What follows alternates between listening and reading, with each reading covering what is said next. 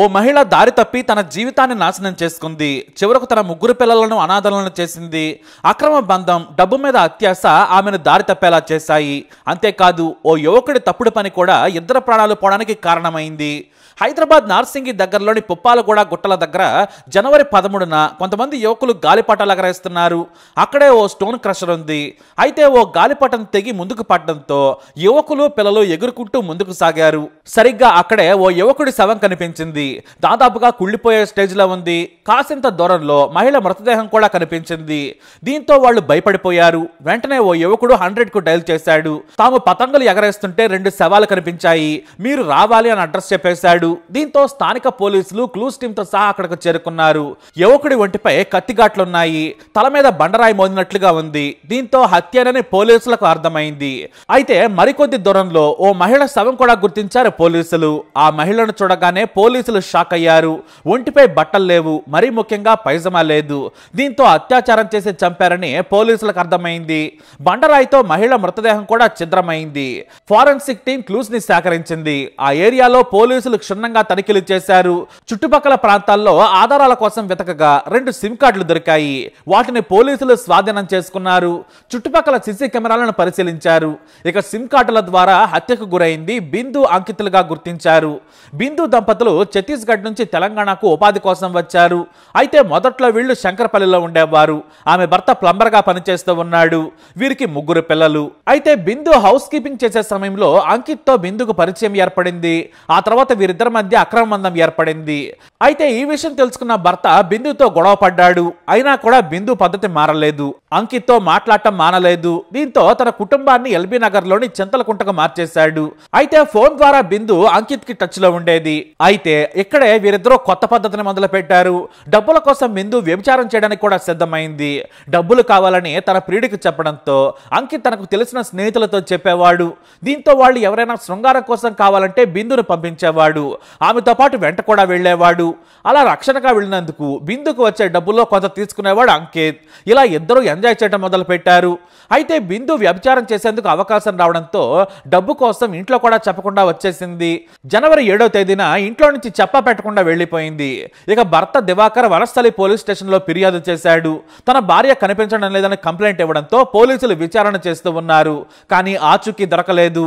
మరోవైపు అంకిత్ కనిపించడం లేదని అతని సోదరుడు గచ్చిబౌలి పోలీస్ స్టేషన్ లో ఫిర్యాదు చేశాడు. అయితే అనూహ్యంగా పోలీసులకు జనవరి 14న వీరి మృతదేహాలు దొరికాయి. ఉన్నతాధికారులు ఘటనా స్థలాన్ని పరిశీలించి లోతైన విచారణ మొదలుపెట్టారు.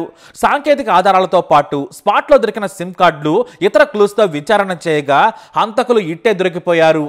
రాహుల్ కుమార్ అనే వ్యక్తి బిందును 2 సార్లు పిలిపించుకున్నాడు. అంకిత్ ఆమెను రాహుల్ దగ్గరకు వ్యభిచారం కోసం తీసుకెళ్లాడు. కానీ రాహుల్ 2వసారి పిలిపించుకున్నప్పుడు బిందుతో శృంగార సమయంలో అసభ్యంగా ప్రవర్తించాడు. ఆమెకు తెలియకుండా తాను బిందుతో శృంగారంలో పాల్గొనే సమయాన్ని వీడియో తీశాడు. ఆ తర్వాత బిందు దాన్ని గమనించింది. వీడియో తీయొద్దని వారించింది. అప్పటికే వీడియో కూడా తీసేశాడు. ఆ వీడియోను బిందు కూడా చూపించాడు. కానీ తనకు పెళ్ళై పిల్లలున్నారు, నేను డబ్బుల కోసం రహస్యంగా ఈ పని చేస్తున్నాను, డిలీట్ చేయమని చెప్పినా కూడా వినలేదు. అయినా రాహుల్ ఆమెను బెదిరించాడు. ఆ తర్వాత ఈ విషయాన్ని బిందు తన ప్రియుడు అంకిత్కి చెప్పింది. దీంతో రాహుల్తో గొడవ పెట్టుకున్నాడు అంకిత్. వీడియో డిలీట్ చేయకపోతే పరిస్థితులు వేరుగా ఉంటాయన్నాడు. పోలీసులకు ఫిర్యాదు చేస్తారని బెదిరించాడు. అతని నుంచి ఫోన్ లాక్కొని బిందుతో రాహుల్ శృంగార వీడియోను డిలీట్ చేసేశాడు అంకిత్. అలాగే బిందు ముందే రాహుల్ని తిట్టాడు. ఆ తర్వాత ఎవరి దారిన వారు వెళ్లిపోయారు. అయితే అంకిత్ అవమానించాడని రాహుల్ అతనిపై పగ పెంచుకున్నాడు. తాను ఇష్టపడి తీసుకున్న వీడియోను డిలీట్ చేయించాడని ఈగోకెళ్లాడు. ఎలాగైనా సరే అంకిత్ ను హెచ్చరించాలనుకున్నాడు. అవసరమైతే బెదిరించాలనుకున్నాడు రాహుల్. దీంతో తన స్నేహితులైన రాజ్ కుమార్, సుకేంద్రల సాయం అడిగాడు. వీళ్ళు మధ్యప్రదేశ్ కు చెందిన వారు. రాహుల్ డ్రైవర్ గా పనిచేస్తున్నాడు. ఇతని వయసు 26 ఏళ్లు. రాజ్ కుమార్ వయసు 22 ఏళ్లు. ఆఫీస్ బాయ్ గా పనిచేస్తున్నాడు. 30 ఏళ్ల సుకేంద్ర కుమార్ హౌస్ కీపింగ్ జాబ్ చేస్తున్నాడు. వీరంతా కూడా మధ్యప్రదేశ్ లోని సిద్ధి జిల్లాకు చెందిన వారు. తాము సాయం చేస్తామని రాహుల్ కు చెప్పారు. అవసరమైతే ఫైన్ వేద్దామన్నాడు రాహుల్. నా దగ్గర ఉన్న నా ప్రైవేట్ వీడియోను డిలీట్ చేయించాడు, దానికి ఫైన్ వేస్తానన్నాడు. ఫైన్ అంటే ఏంటని రాజ్, సుకేంద్రలు అడిగారు. ఫైన్ అంటే చంపటం, ఇది మన కోడ్ లాంగ్వేజ్ అని చెప్పాడు. దీంతో దీంతో ఫోన్లో కూడా చంపడం అనే మాట కాకుండా ఫైన్ వాడాలని చెప్పాడు రాహుల్. ఇక ముందే 2 పదునైన కత్తులను కూడా దగ్గర పెట్టుకున్నాడు. మరోవైపు అంకిత్ మంచి బేరం వచ్చిందని బిందును పిలిపించాడు. ఆమె ఓ చోట గదిలో ప్రియుడు అంకిత్తో కలిసింది. అక్కడే వ్యభిచారం చేసింది. అయితే జనవరి 11న రాహుల్ ప్లాన్ వేశాడు. ఎలాగైనా సరే అంకిత్ను చంపాలనుకున్నాడు. కానీ తాను ఫోన్ చేసి నిర్మానుష్య ప్రాంతానికి రమ్మంటే రాడనుకున్నాడు. ఎందుకంటే అంకిత్ను పుప్పాలగూడలోని స్టోన్ క్రషర్ దగ్గర రాత్రి సమయంలో చంపాలనుకున్నాడు. ముందే లొకేషన్ దగ్గరకు వెళ్లి మొత్తం చూసొచ్చారు. అయితే రాహుల్ కాకుండా సుఖేంద్ర కుమార్తో అంకిత్ కు ఫోన్ చేయించాడు రాహుల్. తాను బిందుతో గడపాలనుకుంటున్నాను, కానీ నాకు రూమ్ లేదు, రాత్రి పుప్పాలగూడ దగ్గరలోని నిర్మానుష్య ప్రాంతానికి రావాలన్నాడు. అయితే నీకు ఈ నంబర్ ఎవరిచ్చారని ఆరా తీశాడు అంకిత్. రాహుల్ ఇచ్చాడని చెప్పాడు. దీంతో రాహుల్కి ఫోన్ చేసి కన్ఫర్మ్ చేసుకున్నాడు అంకిత్. మరి 4000 రూపాయలు అవుతుందని చెప్పాడు. సరేనన్నాడు అంకిత్. తన బైక్ పై బిందును తీసుకుని వచ్చాడు అంకిత్. రాత్రి సమయంలో ఆటోలో రాహుల్, రాజ్ కుమార్, సుఖేంద్రల మద్యం తీసుకుని అక్కడికి వచ్చారు. అక్కడ ముందుగానే 4000 రూపాయలను సుఖేంద్ర నుంచి తీసుకున్నాడు అంకిత్. ఆ తర్వాత బిందుకు చెప్పాడు. ఆ తర్వాత సుఖేంద్ర వెంటనే బిందును తీసుకుని పొదల్లోకి వెళ్ళాడు. ఆ పక్కనే కాస్త దూరంలో రాహుల్ మద్యం తాగుదని రమ్మని అంకిత్ ని పిలిచాడు. సరేనని అంకిత్ వారితో కూర్చున్నాడు. మరోవైపు సుఖేంద్ర, బిందులు దూరంగా ఎంజాయ్ చేస్తున్నారు. రాహుల్, రాజ్తో కలిసి అంకిత్ మద్యం తాగుతున్నాడు. ఆ సమయంలోనే మళ్ళీ ప్రైవేట్ వీడియో టాపిక్ తీశాడు రాహుల్. నా వీడియోను నువ్వు ఎందుకు డిలీట్ చేశావు? నేను డబ్బులు ఇచ్చాను, బిందుతో గడిపాను, నేను బిందుకు చెప్పాను, నువ్వే మధ్యలో వచ్చి నా వీడియో ఎందుకు డిలీట్ చేశావని గొడవ పెట్టుకున్నాడు రాహుల్. దీంతో వారి మధ్య గొడవ పెరిగింది. మాటా పెరగడంతో రాహుల్ చీకట్లోనే ఫైన్ వేయమని రాజ్ కుమార్ కి చెప్పాడు. దీంతో మద్యం మత్తులో ఉన్న రాజ్ కుమార్ తన జేబులో ఉన్న కత్తి తీసి పొట్టలో పొడిచాడు. ఆ వెంటనే గట్టిగా కేకలేశాడు అంకిత్. నన్ను చంపొద్దు అంటూ వేడుకున్నాడు. కానీ రాహుల్ కూడా అతనిపై దాడి చేశాడు. అంకిత్ కూడా వారితో పెనుగులాడాడు. కత్తితో మరోసారి పడవకుండా బలంగా అడ్డుకున్నాడు. ఈ క్రమంలో రాజ్ కుమార్ కు, రాహుల్ కు కూడా గాయాలయ్యాయి. కానీ అప్పటికే కత్తిపోట్లకు గురవడంతో తీవ్ర రక్తస్రావం అవుతోంది. నొప్పిని తట్టుకోలేక కుప్పకూలిపోయాడు అంకిత్ అరుపులు విన్న బిందు భయంతో ఏదో జరుగుతుందని పరిగెత్తుకొచ్చింది. అప్పటికి ఆమె ఒంటిపై పైజమా కూడా లేదు. కానీ బిందు ముందే బండరాళ్లతో అంకిత్ మీద మోదారు రాహుల్, రాజులు. దీంతో ఆమె భయపడి పారిపోయేందుకు ప్రయత్నించింది. కానీ ఆమె మీద కూడా దాడి చేశారు. కింద పడగానే రాళ్లతో ఆమె తల మీద బాదారు. ఇద్దరు చనిపోయారని గమనించిన తర్వాత పెట్రోల్ను వారి మొహాలపై పోసి నిప్పంటించారు. మొహం తెలియకపోతే ఎవరూ గుర్తించలేరనేది వారి ప్లాన్. మొహం కాలిన తర్వాత అంకిత్ దగ్గర ఉన్న డబ్బులు, ఫోన్లు తీసుకున్నారు. ఇటు బిందు ఫోన్ కూడా తీసుకొని వారి సిమ్లను తీసి అక్కడే పడేశారు. వారి ఫోన్లో సిమ్లుంటే లొకేషన్ తెలిసిపోతుందని ముందుగా జాగ్రత్త పడ్డారు. ఆ తర్వాత మరునాడు తమను ఎవరూ గుర్తించలేరని మధ్యప్రదేశ్కు పారిపోయారు. కానీ పోలీసులకు అంకిత్ కాల్ డేటా ద్వారా చివరి కాల్ సుఖేంద్ర ద్వారా వచ్చిందని గుర్తించారు.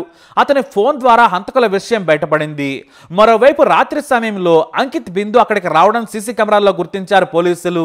ఇటు ఆటోలో హంతకులు రావడం కూడా సీసీ కెమెరాలో రికార్డ్ అయింది. హంతకుల కోసం ప్రత్యేకంగా 4 బృందాలు రంగంలోకి దిగాయి. వారి IMEI నంబర్ల సాయంతో హంతకులు తమ గ్రామంలో ఉన్నట్లు గుర్తించిన పోలీసులు మధ్యప్రదేశ్ పోలీసుల సాయంతో వారిని వారి గ్రామంలో అరెస్టు చేశారు. ట్రాన్సిట్ వారెంట్ మీద తీసుకొచ్చిన నార్సింగి పోలీసులు రిమాండ్కి తరలించారు. కేవలం తన ప్రైవేట్ వీడియో డిలీట్ చేశాడన్న ఈగోతోనే రాహుల్ ఎంత దారుణానికి తెగబడ్డాడని పోలీసులు తెలియజేశారు. మరోవైపు తన భార్య వ్యభిచారం చేస్తుందని కూడా ఆమె భర్త దివాకర్కు తెలియదు. 3 పిల్లల తల్లైన బిందు చిన్న ఉద్యోగం చేస్తుందనుకున్నాడు. కానీ ఆమె తన పిల్లల భవిష్యత్తు కోసం తప్పుడు పనికి దిగింది. మరోవైపు డబ్బుల ఆశకు అంకిత్ కూడా ఆమెతో వ్యభిచారం చేయించాడు. ఆ తప్పుడు పనే వారి ప్రాణాలు పోవడానికి కారణమైంది. ఇది పుప్పాలగూడ మిస్టరీ. ఈ స్టోరీపై మీ అభిప్రాయాన్ని కమెంట్ ద్వారా తెలియజేయండి. ఈ వీడియో అప్డేట్స్ కోసం మా ఛానల్ ఫాలో అవ్వండి. అలాగే తప్పకుండా సబ్స్క్రైబ్ చేసుకోండి. నార్సింగి పోలీస్ స్టేషన్ లిమిట్స్లో, పుప్పాలగూడ గ్రామ పంచాయతీ లిమిట్స్లో ఇది ఒక వాడి వదిలేసి వెళ్ళిన స్టోన్ క్రషర్స్. ఈ ఏరియాలో పైగిన గుట్ట మీదకి పిల్లలు కొంతమంది సన్ రైజ్ చూద్దామని వచ్చి కింద బాడీ ఉన్నప్పుడు చూసి పోలీస్ స్టేషన్కి ఫోన్ చేయటం, మన పోలీస్ ఇక్కడ రావడం జరిగింది. ఒక 30-35 ఇయర్స్ ఉన్న ఒక అతను, మేల్ పర్సన్, అతనికి కత్తిపోట్లు ఉన్నాయి. తర్వాత బండరాయితో ముఖం కూడా పగలగొట్టి, తల పగలగొట్టింది. ఆ బాడీకి చూసి దాన్ని మనం ఇన్వెస్టిగేషన్ స్టార్ట్ చేసిన తర్వాత 60 మీటర్స్ దూరంలోనే ఇంకో పక్కన ఒక ఉమెన్ బాడీ కూడా ఉంది. అది కూడా హెడ్ ఇంజరీతోనే ఆమె చనిపోయి ఉంది. ఆమె లోయర్ పైజామా తీసేసి ఉంది. కాబట్టి ఇది ఈ 2 మర్డర్స్ ఒకటే చేసి ఉండొచ్చు. బహుశా ఇది లాస్ట్ నైట్ అయింది. ఇప్పుడు వరకు ఇంకా క్లూస్ లేవు. వాళ్ళ దగ్గర ఉన్న ఇక్కడున్న ఆధారాలు ఇవన్నీ తీసుకొని CCTVs బట్టి ఇన్వెస్టిగేషన్ చేస్తూ ఉన్నాము. ముందుగా ఈ మృతులు ఐడెంటిఫై అయితే తర్వాత ఈ నేరస్తులు ఎవరు చేసి ఉండొచ్చు అనేది రీజన్ ఏదైతే ఏమి ఉండొచ్చు అనేది ఇప్పుడు తెలుస్తుంది. ఆ పనిలో ఉన్నాము. సార్ ఇక్కడనే మర్డర్ అయినట్టు కూడా ఇక్కడే వీళ్ళిద్దరి మధ్యలో ఒక 60 మీటర్స్ ఉంది. ఇదే సీన్లో 2 మర్డర్స్ అయ్యాయి. 30-35 ఉండొచ్చు ఇద్దరికి కూడా. ఈ మనిషిని మేల్ పర్సన్కి చేతి మీద ఒక టాటూ ఉంది ఓం అని. తర్వాత ఆ గుర్తులు ఇవన్నీ పెట్టి వర్కౌట్ చేస్తున్నాము. ఇతను కన్స్ట్రక్షన్ కంపెనీలో ఏదన్నా ఒక లేబర్ చేస్తుంటాడు అనేది ప్రాథమికంగా బట్టలు షూని బట్టి ఒక ఐడెంటిటీ ఉంది అతను.